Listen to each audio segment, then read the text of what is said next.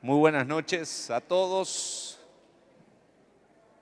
¿Cómo están ahí todavía acomodándonos un poquito?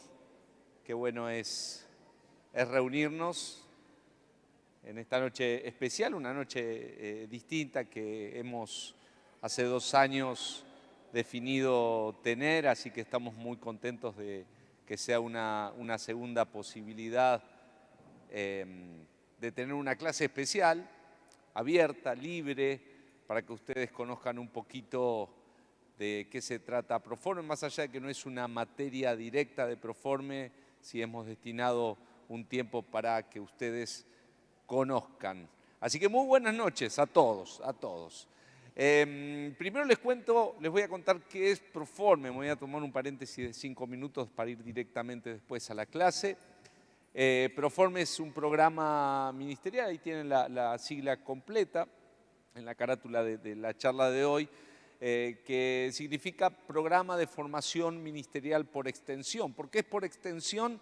Porque pertenecemos y somos una sede del Seminario Internacional Teológico Bautista con sede en Buenos Aires, donde el pastor Néstor, entre otros ministros del Señor, ha estudiado, se ha graduado, y la verdad que es una casa que ha formado a muchísimos siervos de Dios durante más de 100 años, ¿sí? Así que todo un historial que respalda, y es una bendición tener esta sede acá en Bahía Blanca, que ya tiene más de 15 años, ¿sí? Y muchos graduados también en la ciudad. Así que el objetivo de Proforme es capacitar a hermanos que estén involucrados o ya con un pie yendo al servicio para hacerlo de una manera excelente. ¿Cuántos tenemos acá que están estudiando Proforme, que tenían que estar, o que son graduados de Proforme? Bien, bienvenidos, bienvenidos. Hay profesores también de Proforme por ahí, que también querían, por supuesto, están invitados en primer lugar a participar. Así que Proforme es una especie de gran familia de estudio que tenemos en esta casa todos los martes, la posibilidad a la noche de 20 a 22:30 de tener nuestro tiempo de capacitación, ¿sí? Viene con una estructura, ¿sí? Porque demanda desde lo administrativo, tenemos un staff de más de 10 profesores actualmente, secretaria, yo tengo la bendición de ser un servidor coordinando y demás, así que ha ido creciendo muchísimo en escala, estamos pensando los próximos pasos de Proforme también, cómo los daremos, y esta es una oportunidad de conocer Proforme también. Así que si estás interesado en formarte con aspectos, Proforme está preparado, tiene un abanico amplio de materias que van desde lo netamente bíblico y exegético hasta lo práctico. Por ejemplo, hay materias de discipulado, de liderazgo. Bueno, vas a poder salir después de 2 años y medio con una formación muy amplia, fuerte, cimentada, con bibliografía, con autores preciosos que nos han bendecido mucho en este tiempo. Bueno, vamos a lo que vinimos en esta noche. Si estás interesado en Proforme, por favor, comunicate con nuestra secretaría. Acá delante la mayoría tienen, si no, acércate a alguno de nosotros. Está en Instagram también toda la información que necesites. Nuestra secretaria andaba por acá recién, pero está por acá, Miriam.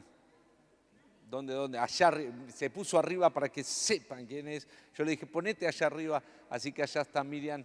Y va a ser una bendición, pobre, es la única que está en la... Tiene una misión, por eso está ahí. Pero va a ser una bendición recibirte si querés ser uno de los próximos graduados o estudiantes de Proforme. Hay también requerimientos, pero va a ser una bendición desde ya informarte cómo podrías inscribirte y formar parte de esta familia de estudio también. Bueno, hoy nos reúne una clase magistral abierta. Cuando escuché un poquito este nombre magistral, con mucha humildad, quien va a dictar la clase hoy, que es el apóstol Néstor, suena a mucho, pero yo quiero resaltar algunas cosas por las cuales creo que no es tanto en este caso, al menos. Creo que Néstor goza de un respaldo ministerial fuerte, prácticamente casi 30 años de pastorado en esta casa y en otra congregación, hoy dedicado al ministerio apostólico, es decir, que ha recorrido muchas iglesias, ha tenido 2 gestiones como presidente de la Convención Bautista también, que le ha dado posibilidades de conocer no solo nuestro país, nuestra provincia, sino en otros países, latitudes y culturas también, algo de lo que se ha enriquecido y puede volcar y contribuir en el día de hoy nuestro entendimiento y nuestra apertura. No solo eso, sino quiero rescatar 2 cosas más que yo admiro y también son referencias para mí. Primero, es un gran lector. ¿Sí? Él no lo dice, por supuesto, nunca, pero a veces lo voy a ver y siempre pispeo porque tiene un buen libro ahí que me dan ganas, le consulto y al menos leo las tapas. Y en segundo lugar, un interés muy especial por temas contemporáneos para los cuales la Iglesia tiene que estar al día. Y el reino necesita un mensaje pertinente para nuestros días, así que estas 2 condiciones, estos 2 factores también creo que contribuyen para decir que él es la persona indicada para hablarnos de este tema, el Evangelio y la posmodernidad. Antes de orar por él, le voy a pedir que lo recibamos con un aplauso. Muchos lo conocemos, es nuestro, lo amamos. Pero bueno, si les parece, oramos y comenzamos con esta clase. Señor, honramos tu nombre, te agradecemos por esta noche que podemos separar una vez más para poder capacitarnos, escuchar tu voz, Señor, y también escuchar lo que tu palabra nos dice, nos quiere traer, los principios eternos de ella que también pueden golpear como un martillo nuestra era, nuestro tiempo, Señor. Y te pedimos que hoy nos capacites, abras nuestro entendimiento, nuestros ojos, Señor, y todo lo que has puesto en el corazón de Pastor Néstor también pueda ser volcado en esta noche entre nosotros. Los bendecimos y te agradecemos por este tiempo. En el nombre de Jesús. Amén. Gracias, Pastor. Dios les bendice. Muy honrado en esta hora de poder participar de esto. Vuelvo a insistir, muy grande el título, clase magistral. Pero la cultura tiene elementos importantes de los cuales todos nosotros de una u otra manera participamos. Por eso quiero empezar con la parte final de una muy buena película argentina, dirigido por un bahiense, Gastón Duprat, que me parece que nos va a introducir muy bien en el tema, para que estemos bien en tema. Así que cuando los muchachos de multimedia quieran disponer, el tema de la película, la última parte de la película, El Ciudadano Ilustre. Cuando lo tengas allí. 2 últimas preguntas. Allá. Sí, Alex Bussard, de Canal Plus.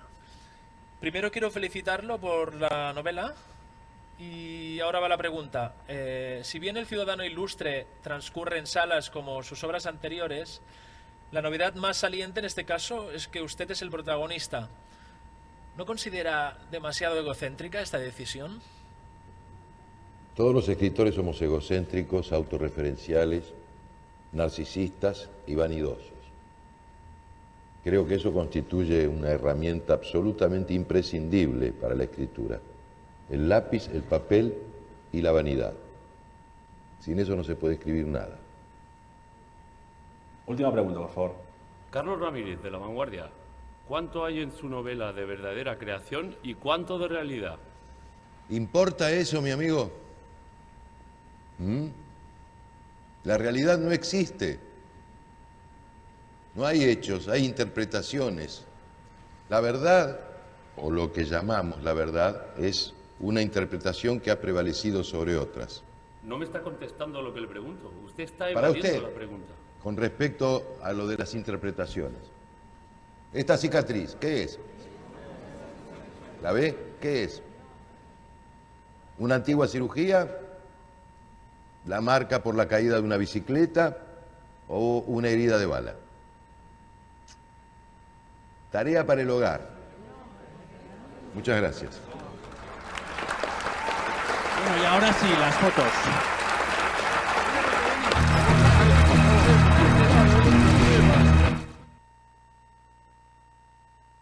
si no la vieron es recomendable para ver. Pero creo que con la última respuesta del personaje de ficción, Premio Nobel de Literatura, nacido en un pueblo imaginario de la provincia de Buenos Aires, nos puede introducir muy bien en este tema del Evangelio y la posverdad. Vivimos en el tiempo donde son más importantes las interpretaciones de los hechos que los hechos por sí mismos. Y esto es lo que de alguna manera quiero tratar de introducir y ver cómo funciona este tiempo. Y de alguna forma, en el bosquejo, puse un pasaje de las Sagradas Escrituras que creo que nos pueden ayudar.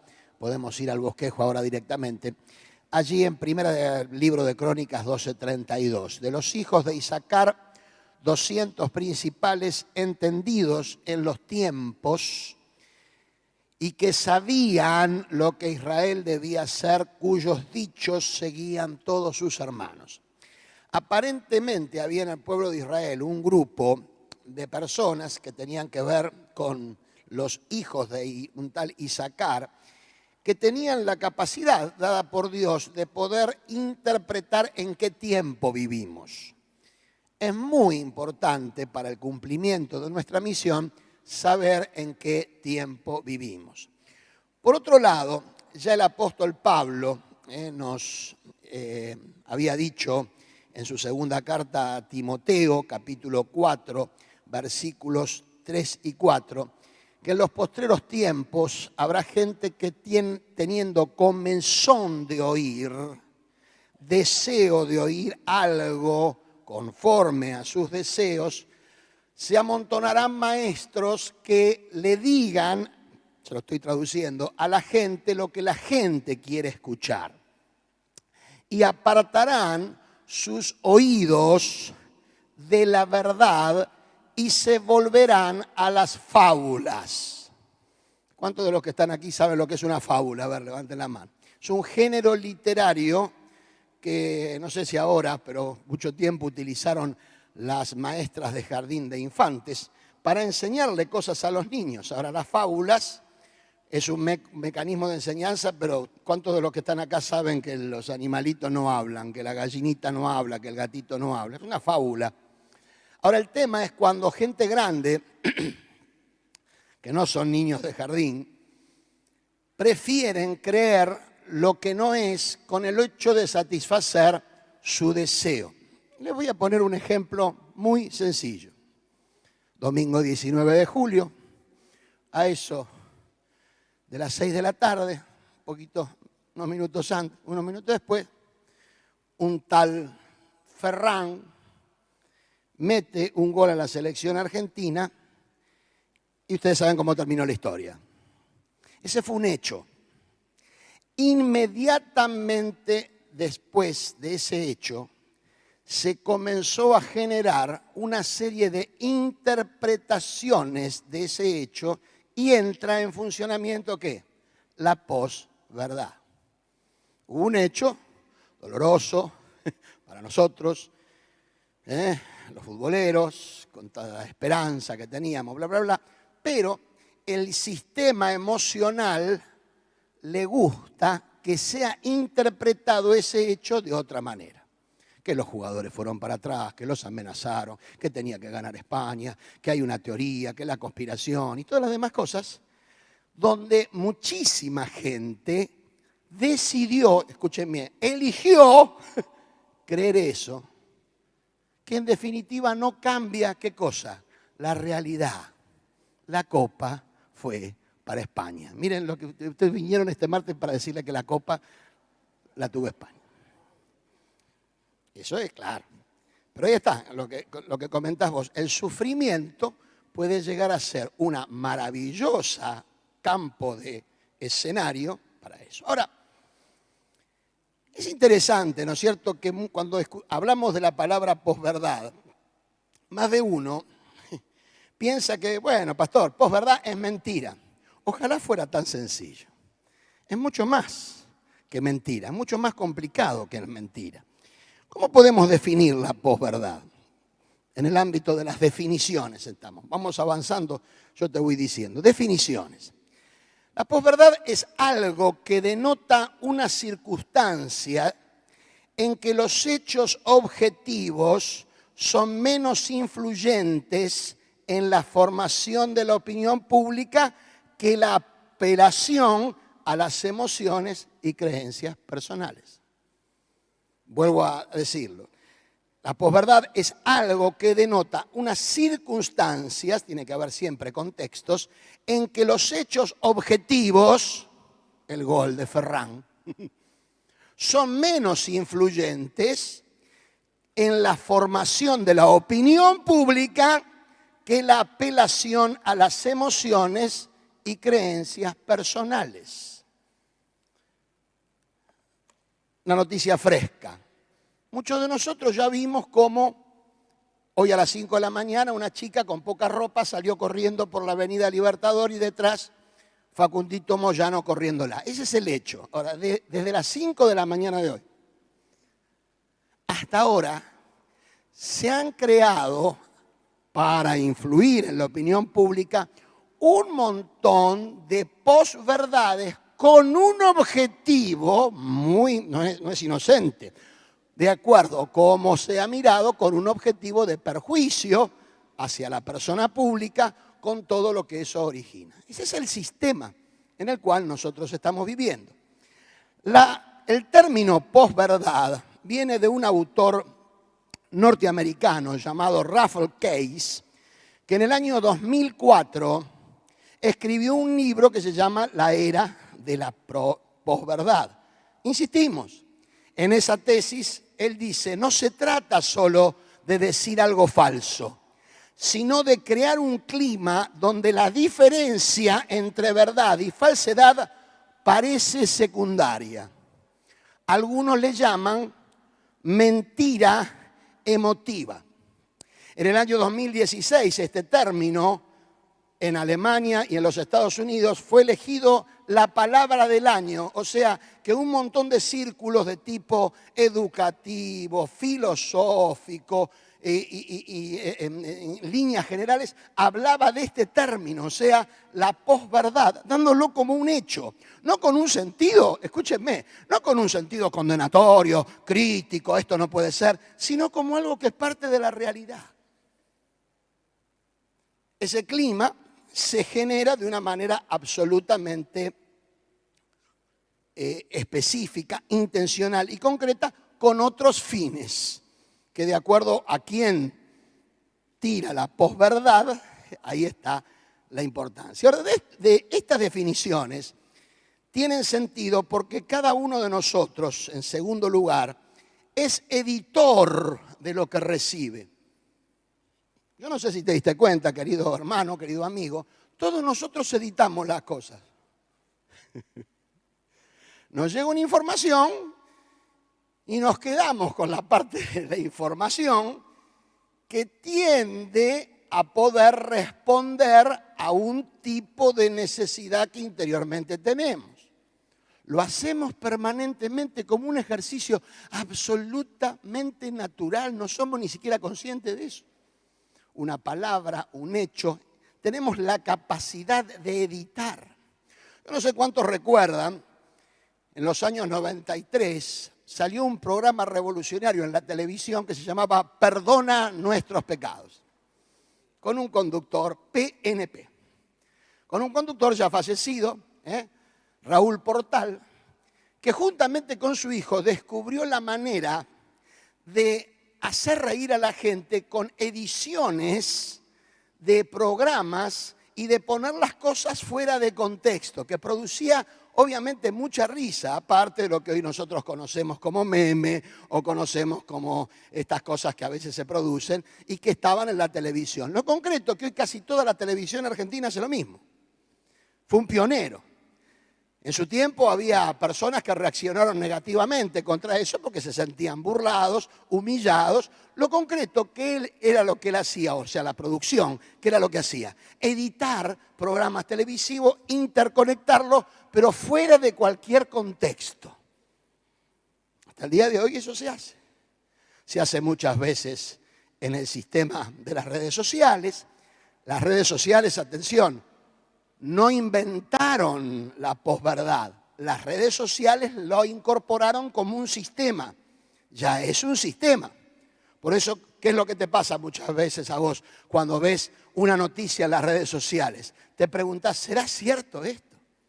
¿Será cierto esto? Y hay gente que intencionalmente coloca en las redes sociales como si fuera algo nuevo, edita y coloca para satisfacer. Por ejemplo, ayer estaba viendo en YouTube un partido fantasma que nunca existió, donde después del Mundial Messi hizo 3 goles. Yo me entusiasmé y fui, y resulta que no tenía nada que ver con eso. Era toda una edición con el objetivo de que yo y miles de miles lo consuman. Somos editores. ¿Por qué se produce esta edición? En tercer lugar, porque nosotros formamos parte de una sociedad almática. ¿Qué es una sociedad almática? Una sociedad que obviamente procesa su vida a través del alma. Y después vamos a hablar de esto, porque el Evangelio, cuando llega a los corazones, no llega al alma, llega a resucitar el espíritu, que es otra cosa, y que nosotros muchas veces lo mezclamos juntos. Este tema de lo que creemos nos puede ayudar. El segundo video que vamos a ver, que entre paréntesis no lo tenía en el bosquejo, pero acá Manuel me lo mandó y lo puse, porque verdaderamente es muy, véanlo con atención, porque describe muchas cosas de las que estamos hablando. Vamos.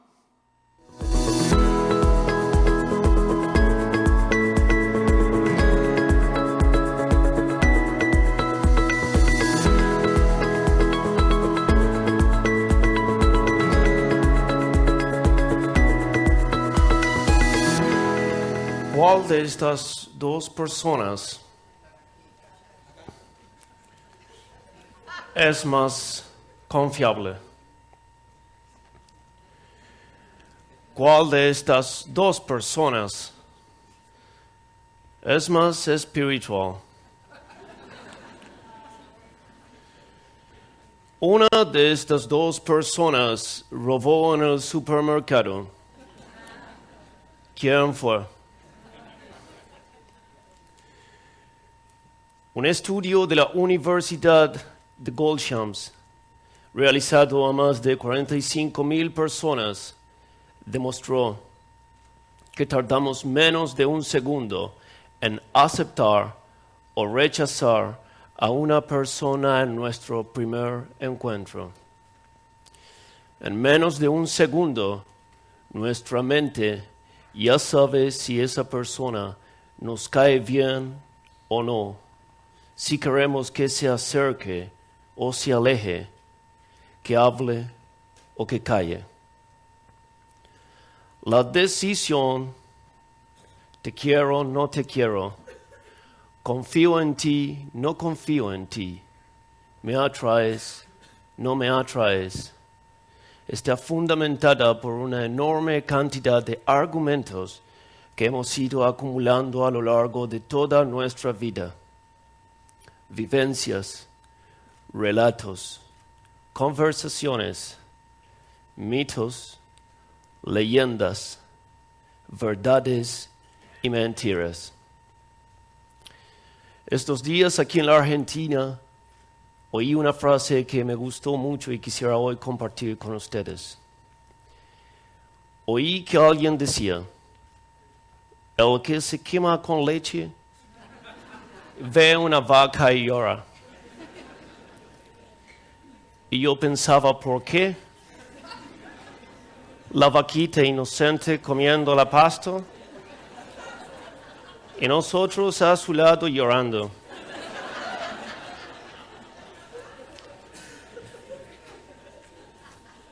Es que el modo en el que cada uno de nosotros interpreta la realidad está condicionado por nuestra predisposición mental, que a su vez está condicionada por todas las experiencias del pasado. Hace un tiempo en el Himalaya, un monje me dijo, John, ¿tú has ido alguna vez a las islas de Hawái? No, le dije yo. Pero para ti existen. Sí, claro. ¿Y cómo sabes que existen si nunca las has visto? Bueno, pues porque las he visto en vídeos documentales y demás imágenes. De eso quería hablar, me dijo el monje. Gran parte de lo que creemos conocer no lo hemos conocido en primera persona, nos lo han contado.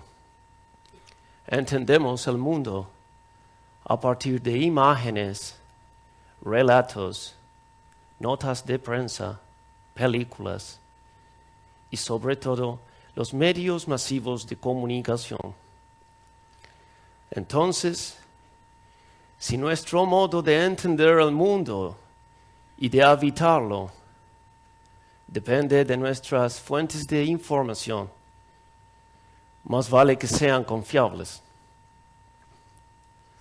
Sin embargo, les traigo malas noticias. Un estudio de la Universidad de Malpensa sostiene que 3 de cada 4 artículos en la prensa contienen serias inconsistencias. Otro artículo afirma que 7 de cada 10 periodistas, en lugar de investigar, prefieren ver Netflix. Hay otro estudio que sostiene que un estudio afirma que los estudios podrían no ser del todo confiables.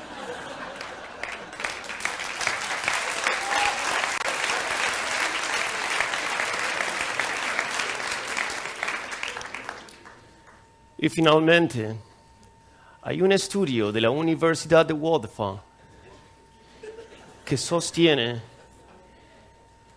que ningún dato de los que fueron ofrecidos en esta charla son ciertos, que quien les habla no tiene 80 años, sino 33, que no nació en Estados Unidos de Norteamérica, sino en Argentina, que no es un académico, sino un actor. Y el estudio concluye diciendo que vivimos demasiado convencidos y convencidas de que nuestro modo de ver el mundo es la posta.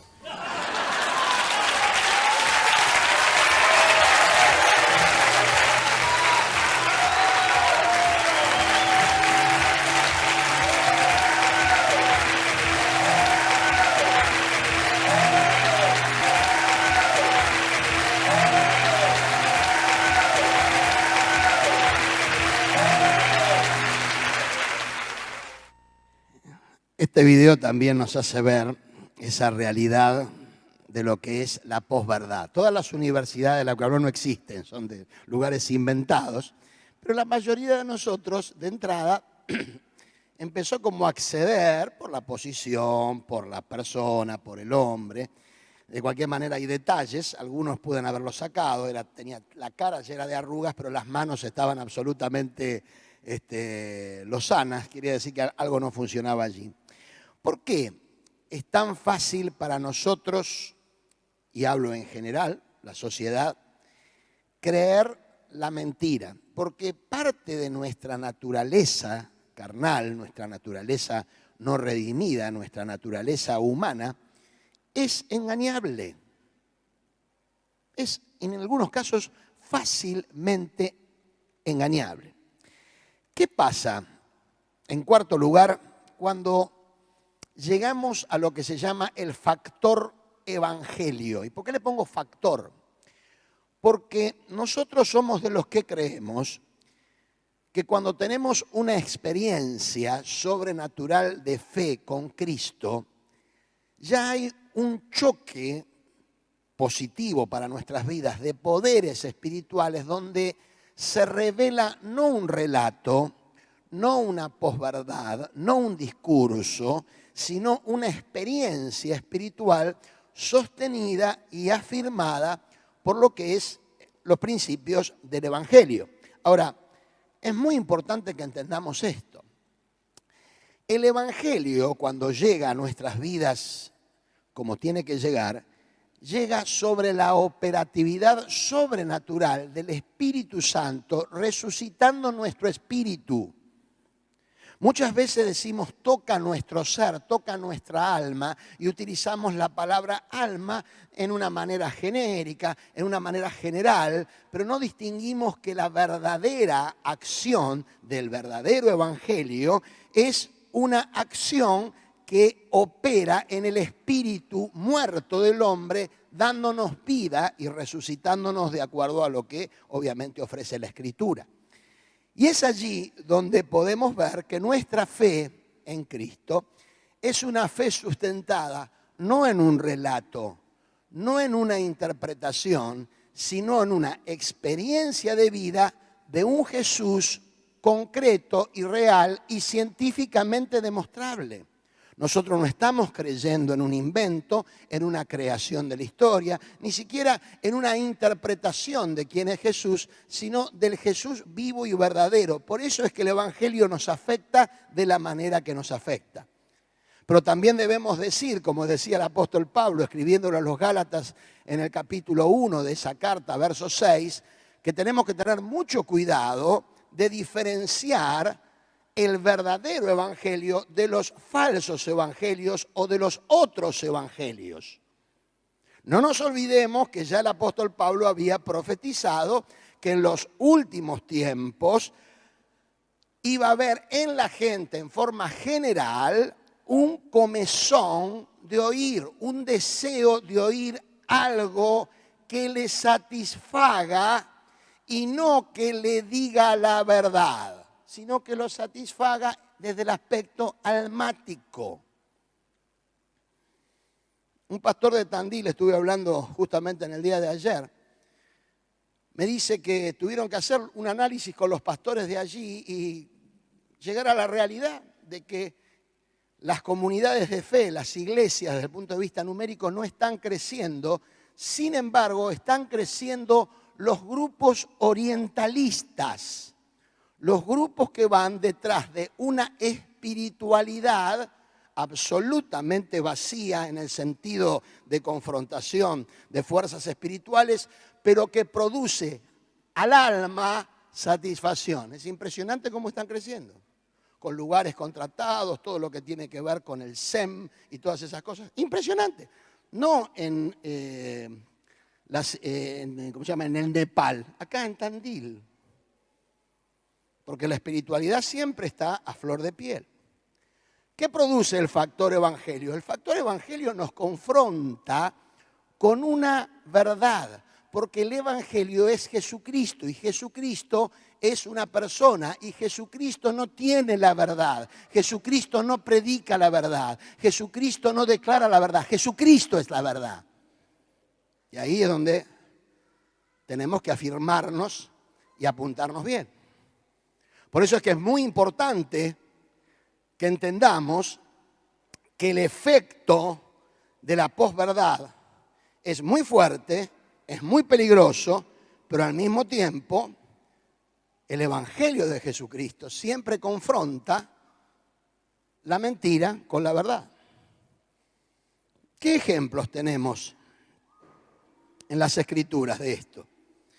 Uno de ellos, punto número 5 del bosquejo, es el gobernador romano en Judea llamado Poncio Pilatos. ¿Alguna vez alguien escuchó este nombre? Poncio Pilatos. Yo le pregunto, ¿y qué te acordás de Poncio Pilatos? Lo primero que te acordás, que se lavó la mano, ¿verdad? Bueno, pero Poncio Pilatos era uno de los principales defensores en el primer siglo de la posverdad. Y en el primer siglo, te hago esta aclaración, no había redes sociales.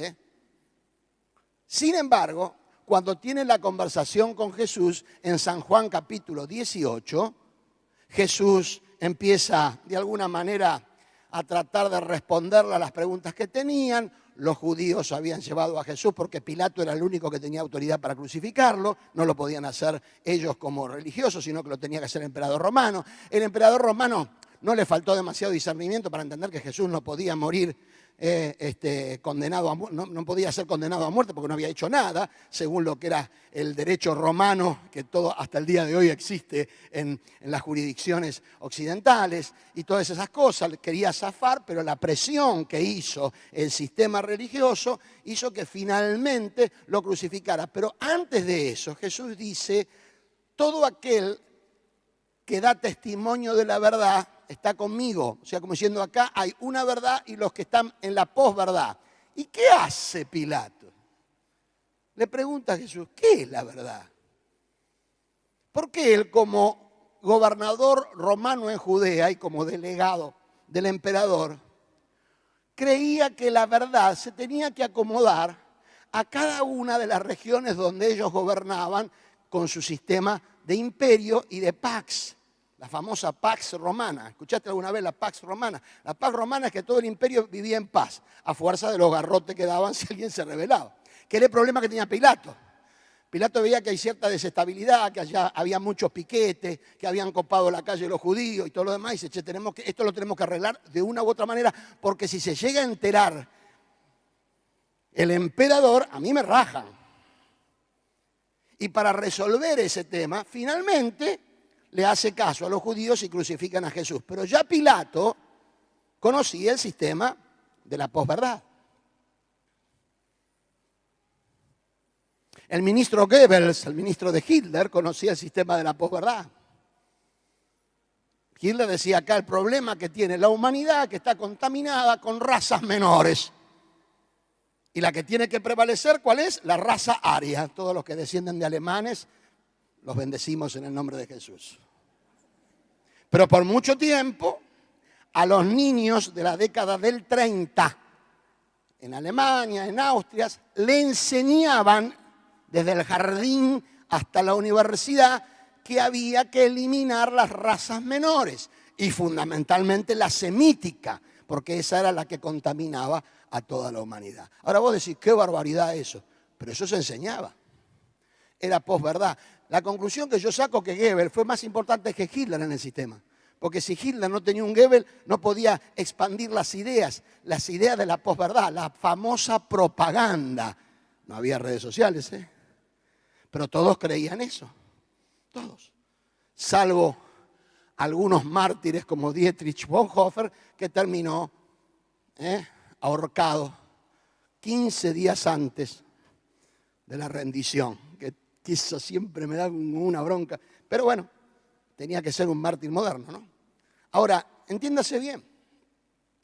El Evangelio confronta, por eso Pilatos es el defensor de esa posverdad. Y por otro lado, para los que somos creyentes y creemos en la revelación bíblica, detrás del sistema de la posverdad está el padre de la mentira. Y el padre de la mentira se llama y se llamará el diablo. Jesús lo dice claramente. Soy de vuestro padre el diablo. ¿A quién se lo dice? A los endemoniados gadarenos no, se lo dice a los religiosos que no reconocían el Mesías, que era la verdad. Y por otro lado, el Señor enseña en el Evangelio según San Juan, capítulo 8, que obviamente todos los que son de la mentira escuchan al padre de la mentira, al engendrador de la mentira. O sea, el sistema posverdad es un sistema diseñado desde el mismo infierno para ocultar la verdadera persona de Cristo y el verdadero evangelio y los hechos verdaderos que nosotros obviamente todos los días estamos de alguna manera proclamando y en muchos casos defendiendo. Ahora bien, habiendo dicho toda esta introducción, no podemos negar la existencia de la posverdad. Vamos a seguir con la posverdad hasta que el Señor venga. Siendo esto así, ¿cuáles son los desafíos presentes? ¿Cuáles son los desafíos para nosotros que profesamos una fe en la persona que declaramos la verdad. Y cuando alguien te diga, vos te crees que sos el dueño de la verdad, que vos tenés la verdad, le tenemos que responder como me enseñaron hace 40 años. Yo no tengo la verdad me tiene a mí. Porque la verdad es una persona, y es Cristo, y es Cristo. Nosotros no podemos, queridos, pararnos en este tiempo de posverdad pensando que nuestra fe es igual que los musulmanes, que nuestra fe es igual que los maometanos o los musulmanes, que los budistas. No, nuestra fe es una fe en una persona de Cristo. Es más que religión, es relación. Y lo tenemos que afirmar sin que nos pongamos colorados. Porque si no lo hacemos de esa manera, ¿a qué le estamos dando crédito? A la posverdad. Todas las religiones son buenas, todos los caminos conducen a Dios. Entonces ahí tenemos un problema serio. Ahora, ¿cuáles son los desafíos? Primero, cultivar el cristocentrismo. ¿Qué es cultivar el cristocentrismo? Desarrollar todas nuestras actitudes, relaciones y espacios donde vivimos poniendo a Cristo en el centro. A Cristo en el centro. Él es Rey, Él es Señor, Él es el camino, Él es la verdad y Él es la vida. Desarrollando discipulados espiritualmente serios. ¿Qué quiero decir con eso? Simplemente lo que dice la Escritura. La Escritura dice claramente, Evangelio de Juan, creo que muchos lo conocen de memoria, especialmente los que estudiaron el programa de discipulado del Plan Maestro. Aquel que me sigue y que obedece mi palabra será verdaderamente mi discípulo. Y conocerán la verdad. Y la verdad os hará libre. Fíjense, es un camino que hay que recorrer y la verdad nos hará libre. Tenemos en segundo lugar que ejercer, queridos, lo que yo llamo la duda buena. Ejercer la duda buena. Vamos a perjudicarnos seriamente si nos tragamos todo lo que vemos, todo lo que leemos, todo lo que oímos, como diciendo, amén, sí es cierto. No. Tenemos que desarrollar un discernimiento y antes del discernimiento, desarrollar lo que se llama la duda buena. Hay dudas, hermanos, que son buenas. Que son buenas. Siempre lo digo, como el colesterol. Hay un colesterol malo y un colesterol bueno. Los médicos nunca tratan el colesterol bueno, porque hay que tenerlo el bueno. El malo, sí. La duda mala es la que te hace negar a Dios. La duda buena es la que te hace hacer preguntas. ¿Esto será así? Y ante esa alternativa, desarrollar vidas espirituales donde dejemos de una vez por todas que el Espíritu Santo nos evalúe y que nosotros nos dejemos evaluar. Falta mucho de esto en la iglesia contemporánea. Evaluación. Muchos cuando le nombramos la palabra evaluación, no, hay que evaluar. Porque muchas veces no progresamos más, no porque el Señor no esté con nosotros, no porque estemos en pecado, sino porque no evaluamos. Y hay que evaluar. Hay que evaluar si muchas de las cosas que creemos son reveladas, son de Dios o son simplemente parte del sistema posverdad también. Hay que ejercer la duda buena. En tercer lugar, hay que practicar el discernimiento. Y para eso, queridos, hay que desarrollar muchísima humildad.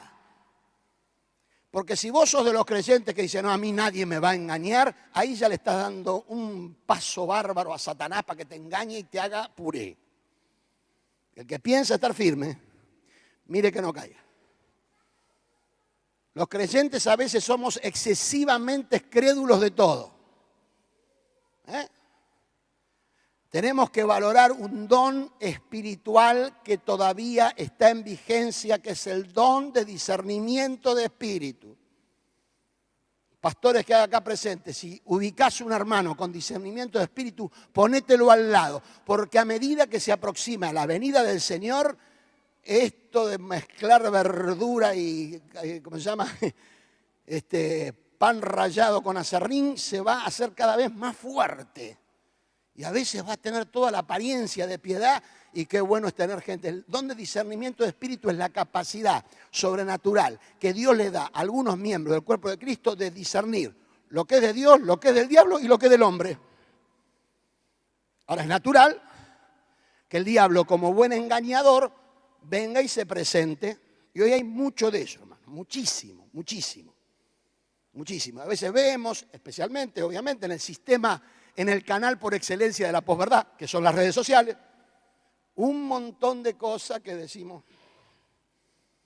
Y muchas veces nosotros nos indignamos y caemos en la trampa de favorecer a los falsos profetas porque los denunciamos y empezamos a escribir y no nos damos cuenta que eso lo único que hace es producir lo que se llama los algoritmos, repercusiones que después de todo terminan teniendo más guita porque vos colaborás con ellos.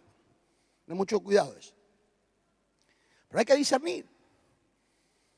No es que hay que tener una actitud obsesiva. No es que vos vengas a la próxima reunión de oración el próximo domingo y estés así. No se trata de eso. Porque el don del Espíritu Santo es un don que se da sobrenaturalmente y el Espíritu Santo mismo nos hace ver, porque el Espíritu Santo, ¿qué es? Espíritu de verdad.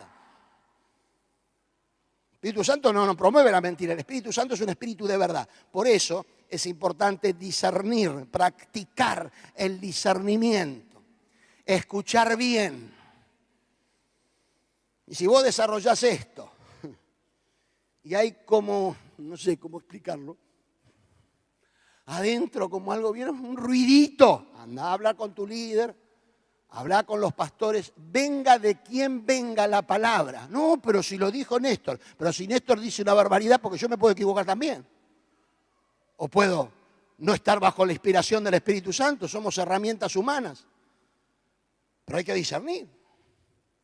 Hay que discernir. Por eso la palabra de Dios advierte esto. En los postreros tiempos, ese deseo de oír cosas que me hagan bien va a producir que se levanten maestros que no van a predicar el evangelio ni enseñar la palabra de vida, la palabra de verdad, y van a decir cosas que la gente quiere escuchar. O a la gente, me van a decir ustedes que no le encanta que le digan: sos un campeón, sos un genio, tenés un potencial enorme, sos un fenómeno. Lo que sería este mundo sin vos. ¿Gusta eso o no gusta? Ah, no, pero decirle, sos un pecador que te mereces el infierno y si no fuera por Jesucristo, es el lugar para vos, es el infierno. No es simpático decirle esto. Por eso hay tanto humanismo en las iglesias. Hay tanto mensaje que me agrade, que me estimule. Porque en definitiva no comprendemos que la vida discipular es diaria.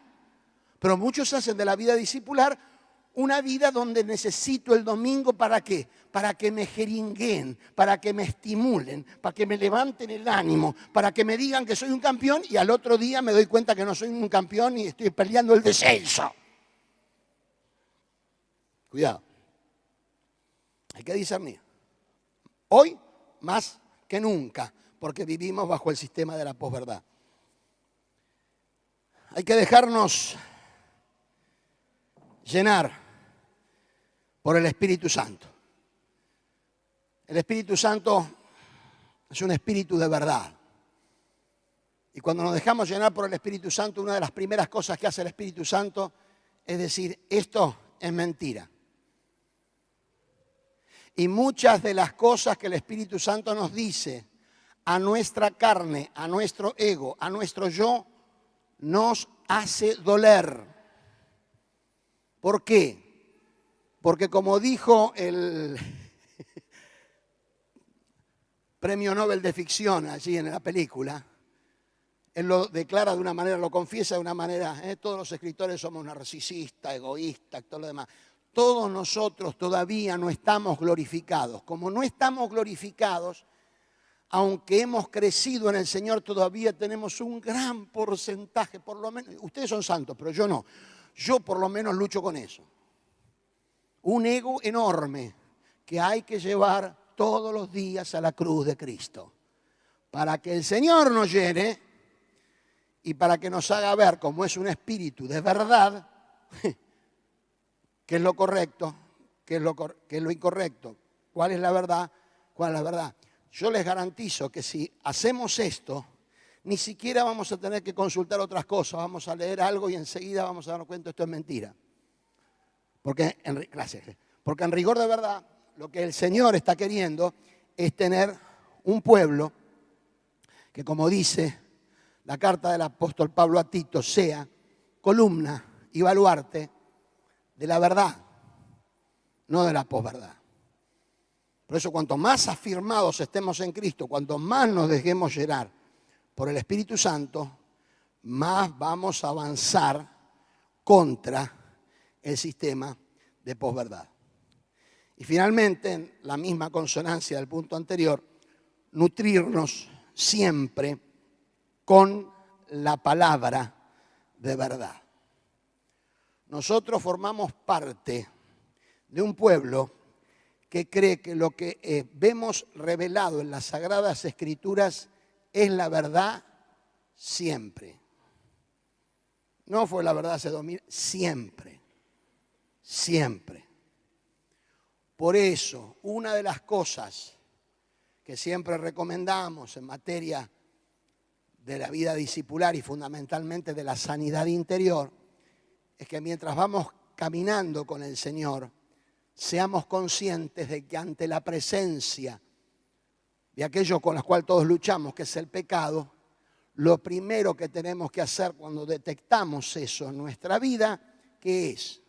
Confesarlo. Confesarlo, de acuerdo a lo que dice la Escritura, es homologar, decir lo mismo que Dios dice de nuestro pecado.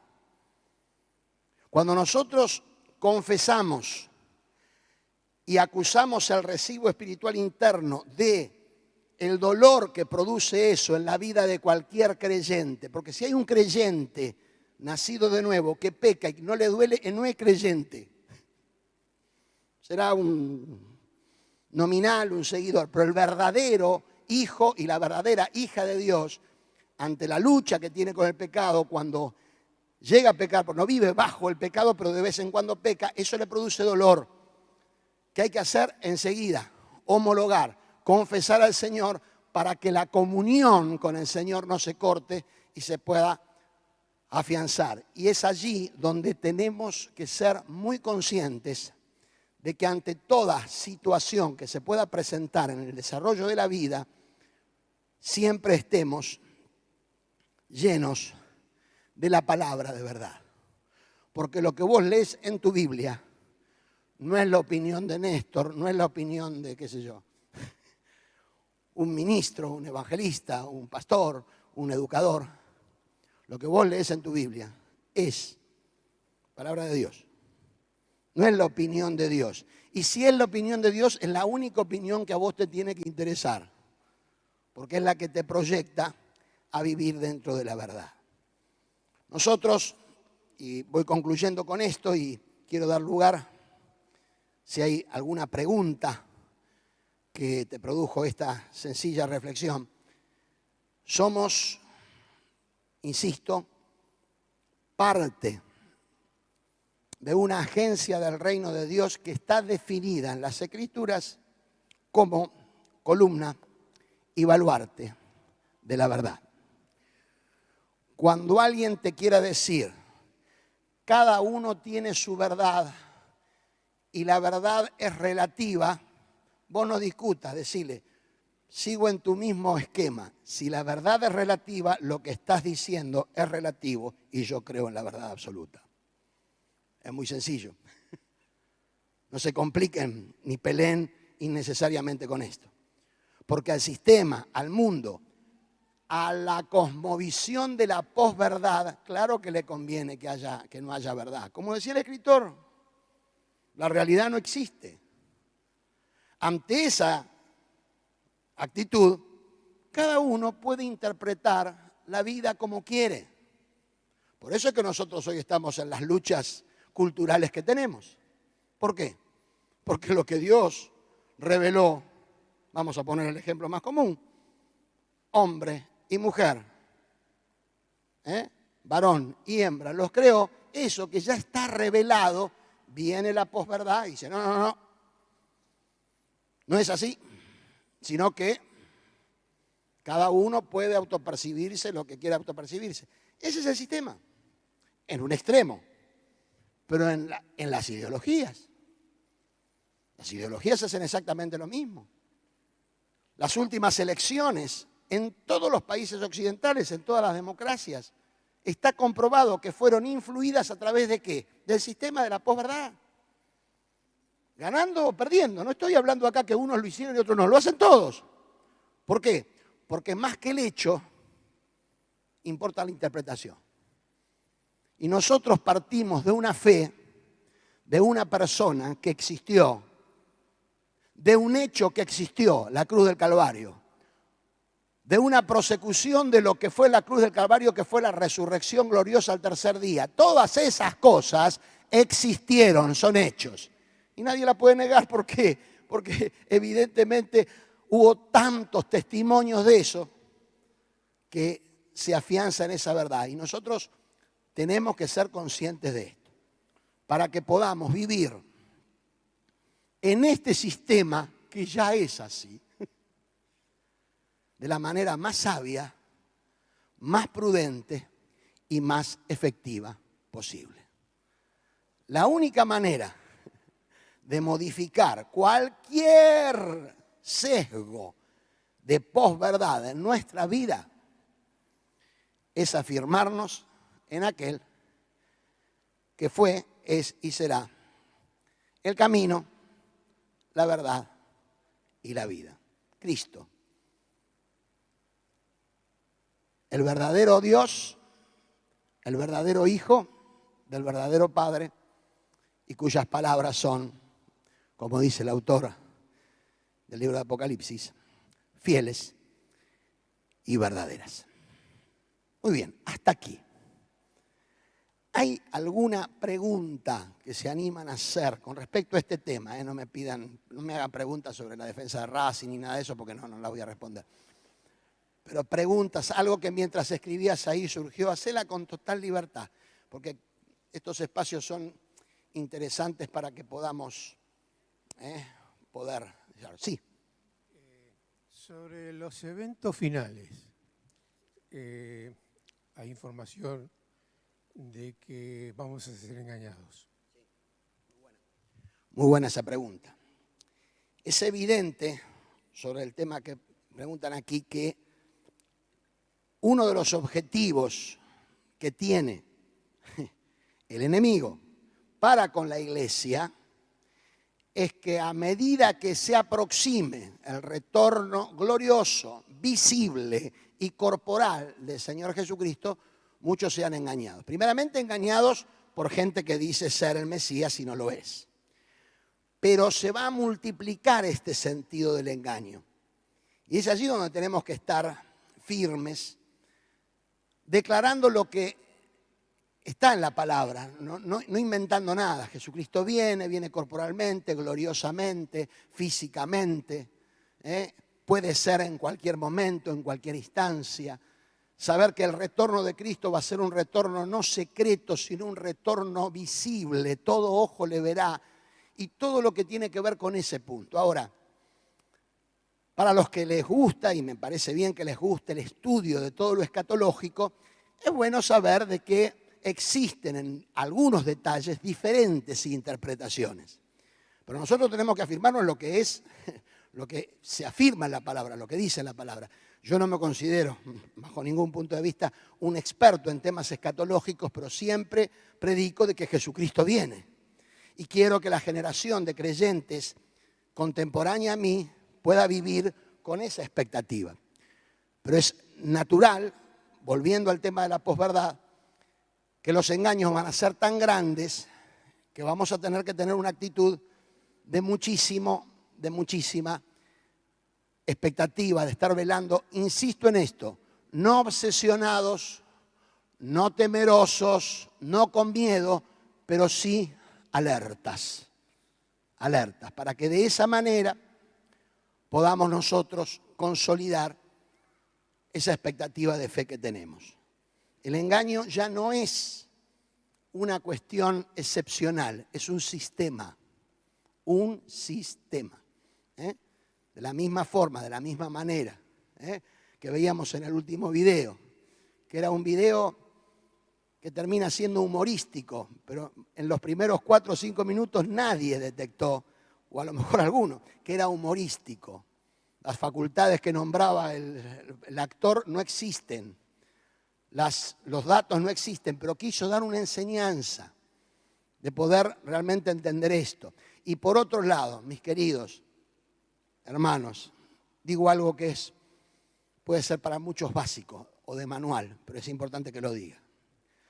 La única forma de verificar, de chequear la veracidad de un ministerio, de un profeta, de un apóstol, de un pastor, de un evangelista, son y serán los frutos. Frutos. Ahora, como muchas veces, y me extiendo un poquitito aquí, el comezón de oír no sabe de tiempos y quiere todo ya, la seducción puede llegar a ser un elemento que atrape y dé una falsa seguridad de que algo es de Dios cuando no es de Dios. El fruto lleva tiempo. Esto lo saben, ¿no? Vos no plantás manzana y al otro día, no, tenés que esperar. Lo único que crece rápido en la tierra es el perejil. Y para perejil el reino está lleno. No, yo quiero otras cosas. Frutos un poco más caros. Y los zapallos también. Pero el fruto requiere tiempo. Entonces, atención. Atención con el tema. Atención con ser seducido simplemente por lo que vemos. En otro momento, alguien más autorizado que yo tiene que hablar del tema de la inteligencia artificial. Pero es primo hermano de sangre con la posverdad. Que no deja de ser un elemento importantísimo si lo sabemos utilizar bien. Pero ya los desastres que esto está produciendo, los niveles de espiritismo que hay detrás de lo que es la IA es increíble. Pero al mismo tiempo nos ayuda a mantenernos despiertos y seguros. Porque Jesús ya lo dijo, nos van a tratar de engañar. Inclusive al cuerpo de Cristo, a la iglesia. Y nunca digamos, no, a mí no me va a pasar. Mantengamos una actitud no negligente, sino diligente, los ojos bien abiertos y en comunión siempre con el Señor. Cuanto más comunión tengamos con el Señor, va a haber menos posibilidad de engaño. Pero cuanto más alejados estemos, somos carne de cañón para cualquier engaño. ¿Alguna otra preguntita? Sí. Te menciono un versículo en 1 de Timoteo, donde dice que el apóstol Pablo se iba a Macedonia, pero deja en Éfeso a Timoteo, porque nota ahí falsas enseñanzas, fábulas y dice genealogías interminables, es decir, cosas que tienen que ver con esto de la posverdad. Y después le dice que charle con esta gente, los enseñe, pero que no descuide ni la fe ni el amor. Te quería preguntar por esto, ¿cuál es el lugar correcto de la gracia y el amor en medio de todo este combate con la posverdad y de la defensa de la fe y de la verdad? Siempre la gracia y el amor y la verdad son dos partes o dos caras de la misma moneda. La posverdad nos quiere hacer creer que si desarrollamos gracia, esa es la voluntad de Dios y hay que sacrificar en el altar la verdad. Siempre primero va la gracia, el amor, la misericordia con aquel que está viviendo en un sistema de engaño de posverdad. Pero luego siempre va la verdad. Pasaje que lo he dicho en otros ámbitos más hostiles que este.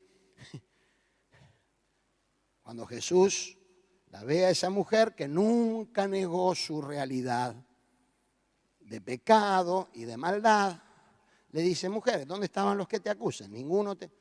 No, nadie. Bueno, ni yo te condeno. El único que podía reventar la pedrada será Jesús. Jesús no la revienta a pedrada. Le dice: ni yo te condeno, vete.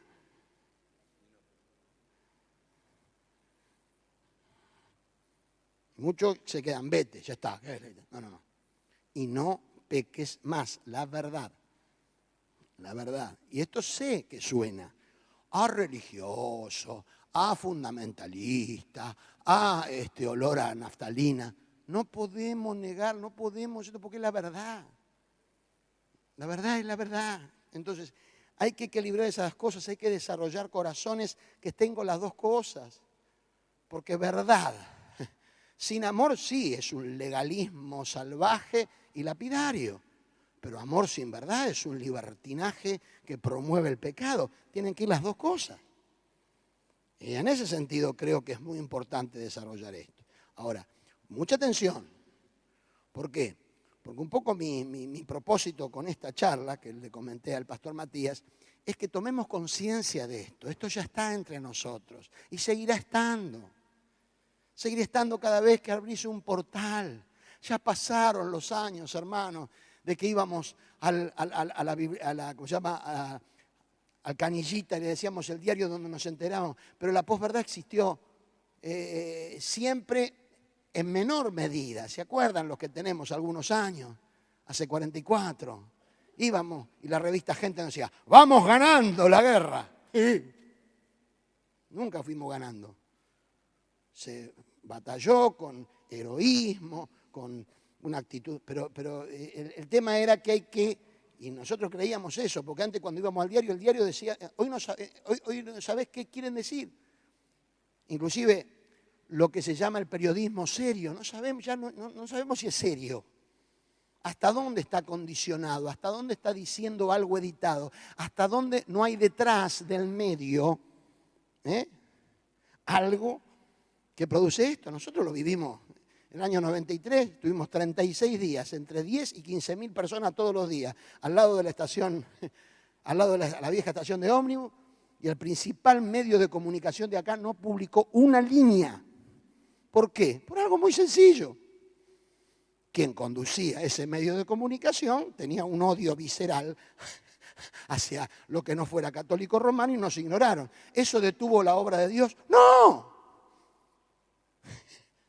Porque la obra de Dios se hace igual. El Señor no depende de los favores de ningún gobernante ni de ningún dirigente de empresas de medios. Pero evidentemente muchas de las cosas que vos lees y decís: mirá, pasó esto, y te tenés que preguntar. Te la tenés que preguntar. ¿Será cierto, Señor? Y vos decís: pero, pastor, ¿me está sugiriendo que cada vez que leo una noticia le tengo que preguntar a Dios si es cierto? Sí, te estoy diciendo eso. Porque de lo contrario, vas a estar consumiendo cosas que no sabes si son verdaderas o no. ¿O no ha pasado esto ya? Ya ha pasado. Y cuando ves un hecho, quédate con el hecho. Es decir, no tengo posición tomada. Si ve que hay una chica corriendo y otro que corre atrás, yo lo único que sé es que hay un hecho, que una salió corriendo y el otro la corrió atrás. Todo lo demás que se va a decir es fuera de los hechos. Y va a haber toda la rosca que va a haber hasta que finalmente mucha gente va a quedar: estoy contento. ¿Por qué? Y porque hubo un salame que dijo lo que yo quería escuchar. Y ahí es donde tenemos que tener, se habla mucho de inteligencia emocional, ¿no? Tenemos que tener inteligencia espiritual. ¿Qué le aconseja el apóstol Pablo a la iglesia de Tesalónica con respecto a, y esto se aplica acá? Examínenlo, reténganlo. Entonces hay que discernir lo que es bueno y lo que es malo. Yo traduciría en una nueva versión que estoy por escribir: no le digan amén a todo, disciernan. Y ahí vamos a estar fortalecidos en lo que es la verdad. Y lo que comentaba el pastor Matías, tranquilos, desde el primer siglo que había galleta, problema con las iglesias por barbaridades que se hacían. Y el apóstol Pablo tenía a sus hijos espirituales que lo dejaban en un lugar, arregla esto. Y en algunos casos no era, hermano, estás equivocado. En algunos casos había que tomar posiciones muy duras, porque si no, todos los demás quedaban. Como un montón de cosas que obviamente hoy se practican y no tienen nada que ver con la verdad. Pero tenemos que fortalecernos. Ahora, termino con esto. No es que las interpretaciones van a dejar, siempre va a haber interpretaciones. Pero tratemos, hermanos, de que las interpretaciones que hagamos de los hechos sean lo más parecido a lo que entendemos por parte de la revelación de Dios en forma general. Porque nosotros a veces nos jactamos de decir, bueno, la iglesia evangélica no tiene un magisterio, no tiene un papa infalible que interpreta él solo lo que quiere decir la Biblia. No, es verdad. Tenemos libertad del Espíritu Santo para interpretar, pero la interpretación de los hechos del mundo y de las Escrituras no es un deporte que yo interpreto lo que se me dé la gana. No, tengo que tener las herramientas necesarias y los elementos como para hacerlo. Por eso es que, y volviendo a las palabras iniciales, uno de los objetivos que tiene este modesto servicio que se llama Proforme es de darle herramientas a los líderes, futuros pastores en algunos casos y otros líderes de las iglesias a poder desarrollar sus ministerios con los niveles de competencia y de excelencia que este tiempo está requiriendo. Porque tenemos que discernir los tiempos. No son los que vivieron nuestros abuelos, son estos tiempos. Y no nos quejamos, Dios nos colocó en estos tiempos porque Él cree que nosotros en Él tenemos las herramientas para afrontar estos tiempos con bendición. Queridos, Dios les bendice. Muchísimas gracias por este tiempo y que el Señor los siga bendiciendo. Muchas gracias, Néstor. Gracias por haber participado, a todos los interesados en formar parte de Proforme. Nos alegra muchísimo la asistencia, la verdad a mí en forma particular. Espero que hayan aprovechado esto. Hay mucho más para hablar, por supuesto, tanto el profesor Néstor.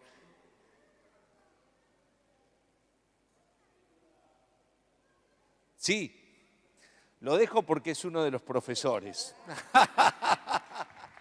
Néstor, lo mío más que una pregunta es un atrevimiento. Me paro a esas recomendaciones o desafíos que vos hiciste, yo le agregaría uno más, que tiene que ver quizá con una actitud más de avanzada del pueblo de Dios. No sé si todo el pueblo de Dios, pero al menos algunos hermanos, en el sentido de que creo que tenemos que hacer una autocrítica como iglesia, que hemos dejado espacios vacíos para que cuando se discuten temas importantes que influyen en nuestra cultura y deciden nuestras conductas, la iglesia o ha estado ausente o ha sido ignorada, que algo recién dijiste, ¿no? En una encuesta en el año 2018 hecha por el CONICET y otras agencias gubernamentales, se le preguntaba a la iglesia, a la gente, era una encuesta religiosa y tenía varias preguntas, y una de ellas conectaba con ese video que pusiste vos, porque se le preguntaba a la gente cuál era la agencia a la cual la gente más le tenía confianza a la hora de escuchar una verdad. Y la gente, en su mayoría, dijo la universidad, en comparación con la iglesia, el Estado, la escuela.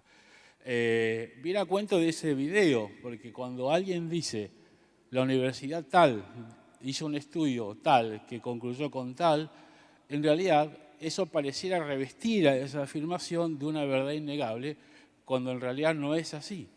Hoy se sabe que las universidades, y más las universidades humanísticas y sociales, están invadidas por ideologías absolutamente contrarias a la verdad.